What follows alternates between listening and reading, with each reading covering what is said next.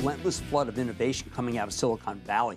But to paraphrase the late, great Biggie Smalls, mo technology, mo problems. In a world where everything seems to be tied into a network, where company after company keeps moving its software onto the cloud, we're increasingly vulnerable to hackers. That's why the cybersecurity names have been such incredible long-term performers.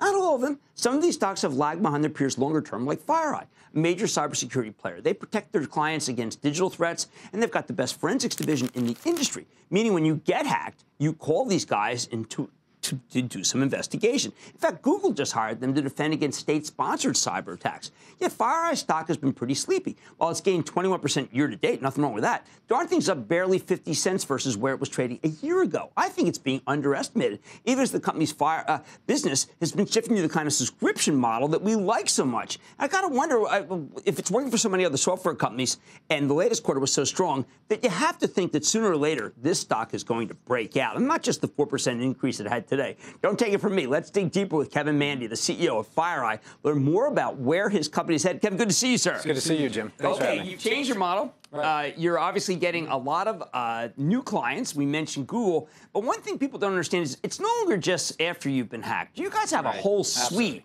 And I think it's selling pretty well. Yeah, see, we have multiple ways to make money, and sometimes maybe that confuses people. We believe it's critically important to respond to every breach that matters. That's how you see front row how all the technologies and common safeguards people use are being evaded, so we can adjust our products and fine-tune them and instrument them to defend people against those threats. Well, look, I don't know that many companies that are more technologically savvy than Google.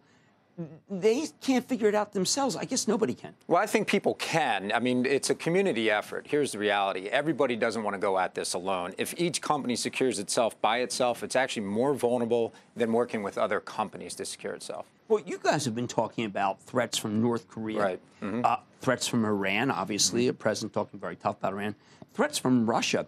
Now, look, I get North Korea's never been really a member of the Council of Nations, so to speak. Iran's a problem. Russia, we had a Cold War against Russia. This is a hot cyber war, isn't it? Yeah, I think, you know, it's fascinating for me to observe. I've been responding to breaches for over 2 decades. It took me too long, but here's the dead reality.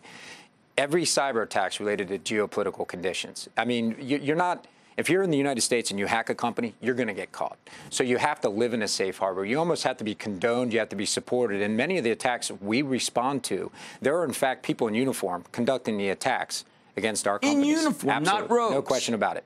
Not rogue. Unless there's rogue hackers in North Korea, which tends to stretch credulity. Well, I know you've got your conference coming up, and I always think it's interesting when you have a Madeleine Albright as a keynote, former Secretary of State, which tells me that we have to be worried about states and state-sponsored cyber terrorism, not just hackers who are having some mischief. Yeah, I think the hackers that are having mischief will automate a lot, or they'll pick single targets, and that's still very frustrating. But we responded to over 600 breaches last year. I would say over 80% of them were state-sponsored or state-condoned, meaning the heads of the state or the heads of certain agencies of that state knew the attacks were ongoing, but there's no risk or repercussions to the attackers. Are they trying to weaken trust in our own systems? You know, there's probably some nations that are doing that, yes. Wow. I'll tell you, Jamie Dimon, who's the CEO of JP Morgan Chase, just thinks that the world's not ready for the real cyber threats that are coming. Well, I think when you look at the cyber threats, there's no longer a segregation between government networks versus enterprise networks versus just the individual. And one of the things that's complicated in cyberspace is that fact that we're all blending together into this big mesh network. And it could be the strategy of the adversaries to go after the softer targets, get the butterfly effect from doing that. Where butterfly effect? Yeah, absolutely. If you hack every elementary school in a certain state, that means maybe employees aren't going to work that day, and then it ripples out from there. Even from the offensive side of the house, it's probably hard to predict. Even when, whoever wrote WannaCry and released it didn't know if it infect 10,000 machines or millions. Right. So you don't always know the butterfly effect of some of these attacks. Now, I think that one of the things that is, I've tried to figure out your stock because I think it's a good one, but you do talk about the idea that there are some competition here. For instance, Proofpoint, email. It looks like email's become, which I think Proofpoint had the run of the joint, it's become not as easy to make a lot of money. Right. Well, I think every company starts niche and then you have to broaden, right? And one of the things, we were always a layer 2 in email. We detected what other email gateways missed. And we have that nice feedback loop, respond to breach, learn from it, make sure that doesn't happen again. And so we're building into that what I call layer one. So we're not an overlay to a pre-existing email solution. Okay. You talked also, your company's been talking about how the way things have been evolving is you used to throw a lot of money at cyber. Now companies are capped on security spending and they need to gain more efficiencies. Does that play into FireEye's hand? Yeah, it does. I think everybody's learned from CISOs. They've all bought so many products. When you look at 1A enterprise, sometimes it's common for them to say, we've bought 60 technologies to help secure our network. Can we get it down to 5 or 6? And I think you can. If you can be interoperable and you can integrate things, you can get down to just a few spoke products. But it is fear of breach has still motivating spending, right? Definitely. There's no question. The risks or repercussions to the attackers there isn't one. And then you go to the risks or repercussions for the victim companies, and it's getting bigger every day. Okay, last time we spoke, you talked about the hacking of Bitcoin. It seems like Bitcoin has fallen off the cliff. One of the things I wanted to wonder about is, do people realize suddenly maybe this isn't the pot of gold at the end of the rainbow? It can be hacked. Maybe this is not such a great currency? Well, I don't know. I just look at it from my frame of reference. Every time we deal with cryptocurrencies, it's the anonymity of it that's being leveraged by people misaligned with the laws of a nation. Now, I just want to talk about one last thing about Iran. I mean, we are really going full bore against Iran.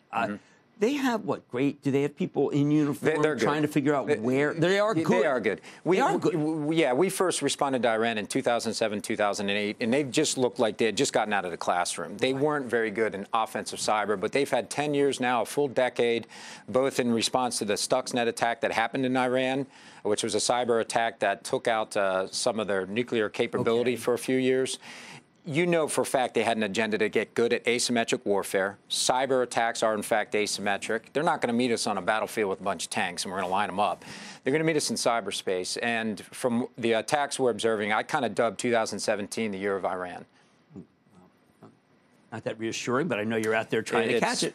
We are. Okay, well, that's Kevin Bandia, CEO of FireEye.